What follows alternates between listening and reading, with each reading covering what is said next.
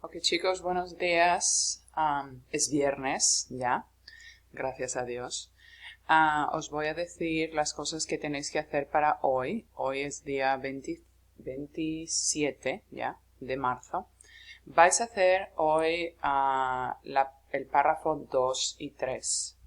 Okay. Ayer hicisteis número 1 y número 2. Hoy vamos a hacer número 3 y 4.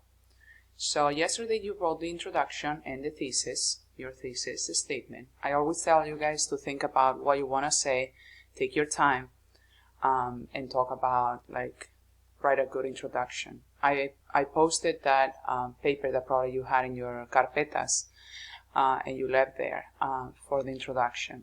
If anybody has the palabras de transición, if anybody doesn't have them, I'm going to post them. I think everybody has them because I made a copy for you and a copy that you had in your carpetas. But I'll post the palabras de transición so you have those juicy transitions.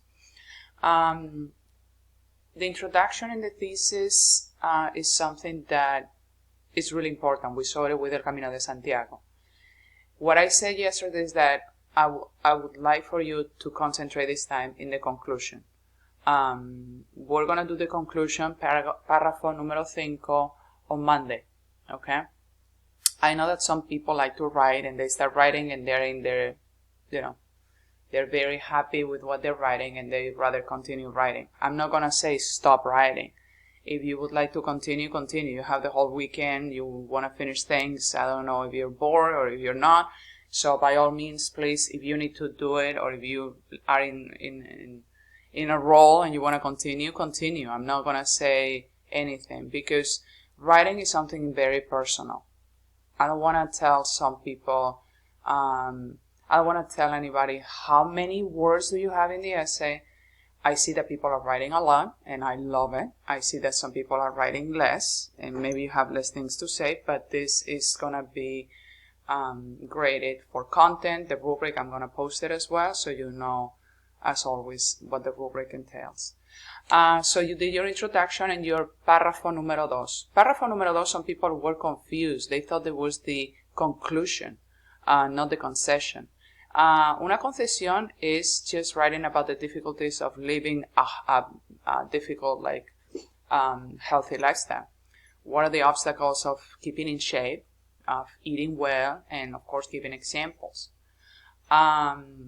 What you're going to do today is do the third and the fourth. Hay que comer bien para mantener la salud.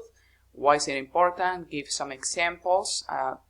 Previous evidence we saw in chapter 3. This is all related to chapter 3. It's not just chapter 3.b. So use anything that you have, any handouts, anything, any of the videos that we saw, and talk about that a little bit.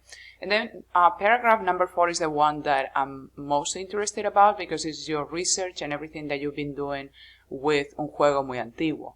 Why these people were playing in the ancient civilizations, what they were together, what they were, what is it important? Use the game, Hula Malitsi, Un Juego de Pelota. Use also the game that you found to compare. Give examples, give evidence. Use anything that we have seen, the videos. You can go back to the PowerPoint, the Google Doc that I sent you, and defend your point, okay? Having a healthy life is not just eating healthy. It's being with people, is playing games. Right now that we're going through this coronavirus, guys, you can see that you cannot play with your friends. You cannot play basketball. You cannot be passing around like the basketball ball because you might be contagious. And, I would love for you, now that we're going through these extraneous circumstances, maybe to talk about something like that. Like, what was so important? What would this game bring people together? And what it meant for the people of this, the Aztecs, the Olmecs, and the Mayans in ancient times. What was that important? Okay, and then the conclusion would be done on Friday. No, on Monday. Today's Friday. I don't even know what day I live in. One of the things that I wanted to tell you, please, is yes, you have to use vocabulary, obviously, because we've been doing a lot of vocab.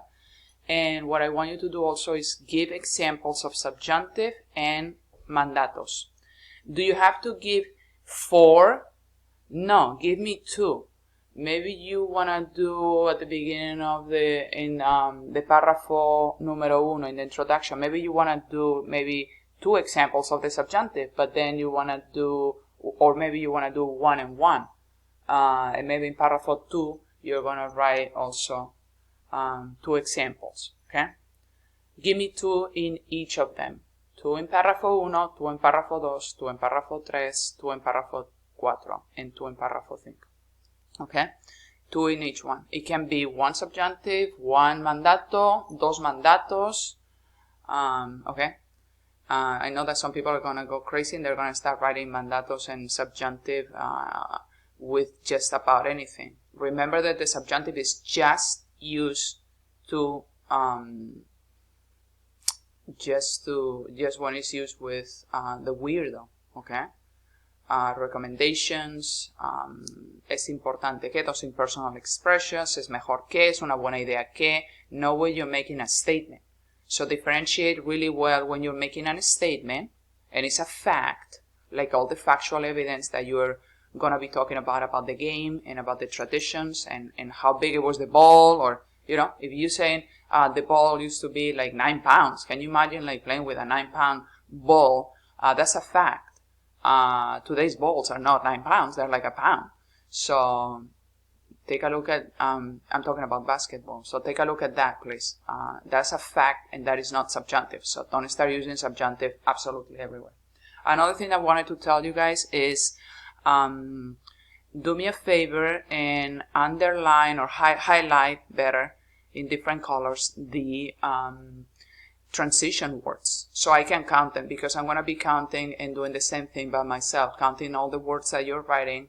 I want to know the average per essay of words, and I want to know how many transition words you're using. So if you don't mind highlighting those things, that would be awesome. Also, if you can do the subjunctive and the vocab words, underline or highlight them in a different color, it would be so much better for Señora Espejo to have that, okay? I see that some people are writing, continuing with what I left it, that font. That font is a little bit too much for me, it's driving me crazy. So please, don't do that. Change the font and make a font that Señora Espejo can, just read. I'm just putting here the dates, so you have an idea. This is what you did yesterday. This is what you're doing today. And Monday you will continue and finish everything else. So today you're going to be 327, so everybody knows 327. You're going to be doing these paragraphs 3 and 4, okay? And then I'm going to be talking to you about the conclusion, in case just some people would like to just, if you're in a row, I'm not, what day is Monday? 27, 28, 29, 30, it's already the 30th, oh my god. We're ending the month almost. So how to write a good conclusion, guys. I wrote like some things in Spanish, some things in English. You can take a look at the important. I'm not going to write it for you. What is like a conclusion paper, how to write a good conclusion. Use your introductory paragraph as a guide, your thesis statement, okay? If it's a longer paper, a good place to start is looking each paragraph, what it was about, what were you talking about. And important thing, leave your readers with something to think about, and your conclusion with like with a bang. Read throughout this, what is a good conclusion paragraph. I put some things in Spanish, right there, some examples. Is what you would leave your reader with, okay? Wrapping up something really nicely, and I put some like little pictures here, how the intro, the body, and the rephrase statement, like it all, the conclusion wraps it all together. You cannot see it really well here, but you can see it when you open the Word document. What to include in strategies for an effective conclusion. I put one from, I think last year, one of the students that wrote a really good conclusion for one of the essays in Spanish for honors. Okay, this is a good one. It doesn't have to be extremely long. It just like work with what you have, guys. Okay, I'm not. I told some people yesterday, I'm not like, I don't want to tell you what to do, what not to do, because essays are very personal. I hope you're enjoying writing about this game, writing about health, and writing about sports in the ancient times. Diula Malitzi. I never told you that they used to cut the head of the winner, and it was an honor. So let's leave it at that. It was a little bit violent. And you can think about like how those people and how the cultures had like those games, and why it was almost sacred, and how the games are these times. I hope you're having a wonderful time at home. I'm missing you a lot. Would love to be in the class and explain things better, but it is what it is. If you have any questions, I'm always answering emails and texts and the little comments boxes.